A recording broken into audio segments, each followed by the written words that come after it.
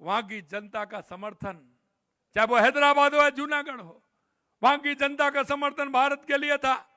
तो सरदार पटेल ने दृढ़ता के साथ उनको भारत में मिलाने का काम किया।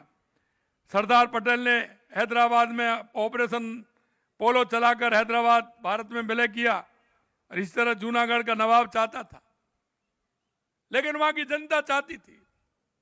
मैं आपसे एक बात और कहना चाहता हूं मेरे भाई और बहनों, जितनी भी देश की रियासतें थी, सरदार पटेल जी को उनको दायित्व था, उन्होंने उस दायित्व को पूरा किया। लेकिन एक रियासत ऐसी थी, आप समझ गए होंगे उसका दायित्व किसको था। उसको हमें दशकों तक उसका दंश झेलना पड़ा। मैं धन्यवाद देना चाहता हूं देश के यशस्वी प्रधानमंत्री नरेंद्र मोदी जी को कि उन्होंने सरदार पटेल के सपने को पूरा किया। धारा 370 जम्मू फिर से हटा करके आज उसको देश का अभिन्न अंग बनाने का काम किया। मित्रों, यही दृढ़ता होती है, और उस दृढ़ता के साथ देश के यशस्वी प्रधानमंत्री नरेंद्र मोदी जी ने काम किया है।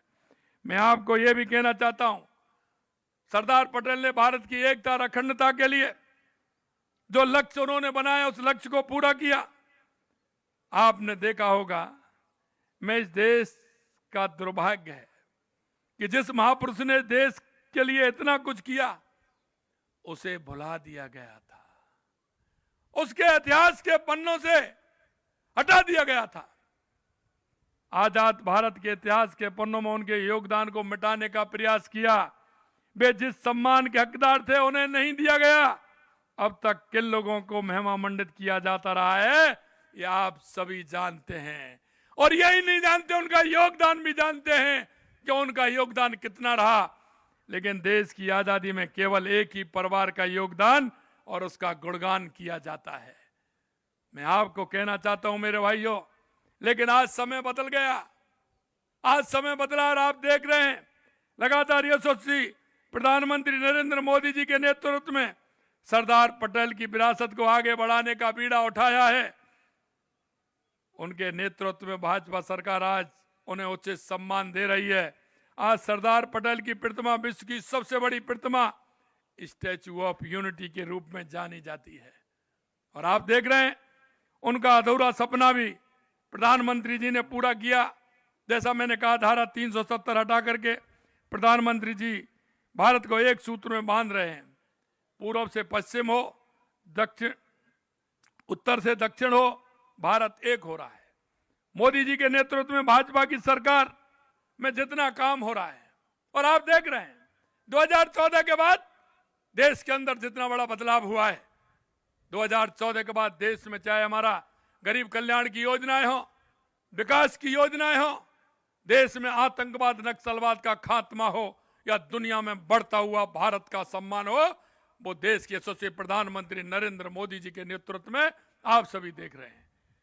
और मैं इतना और कहना चाहता हूं, क्योंकि सरदार पटेल के संकल्प और सपनों को प्रधानमंत्री नरेंद्र मोदी जी पूर्ण कर रहे हैं, और मैं आगे वाली युवा पीढ़ी से भी कहना चाहता हूं, मित्रों, सरदार पटेल जी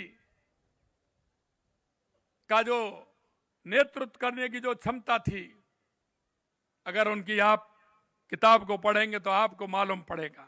सरदार पटेल का जीवन आज के युवाओं और हर भारतीय के लिए प्रेरणा का खजाना है। आज की युवा पीढ़ी उनके जीवन से 5 प्रमुख सीख ले सकती है।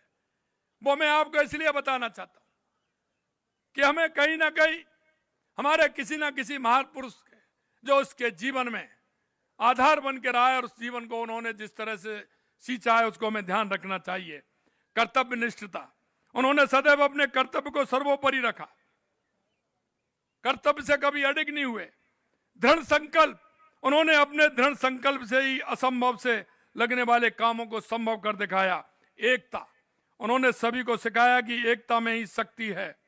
ईमानदारी, आप देख सकते हैं उन्होंने जिस तरह से काम किया, सत्यनिष्ठा और ईमानदारी के साथ उन्होंने सदा अपने जीवन में ईमानदारी और सत्यनिष्ठा का पालन किया। दूसरा है सादगी। आज जब दिखावा और भौतिकता हावी है, उनका जीवन हमें सादगी से जीने के लिए प्रेरित करता है। मित्रों, मैं आपसे अंत में यही कहना चाहता हूं कि आज बहुत अच्छा अवसर है क्योंकि आज संविधान दिवस भी है। मैं आप सभी को संविधान दिवस की बहुत बहुत शुभकामनाएं देना चाहता हूं। बाबा साहब भीमराव अंबेडकर जी को भी मैं याद करना चाहता हूं कि उन्होंने देश के लिए पूरी दुनिया में सबसे बड़ा लोकतंत्र, उसका संविधान हमें दिया। आज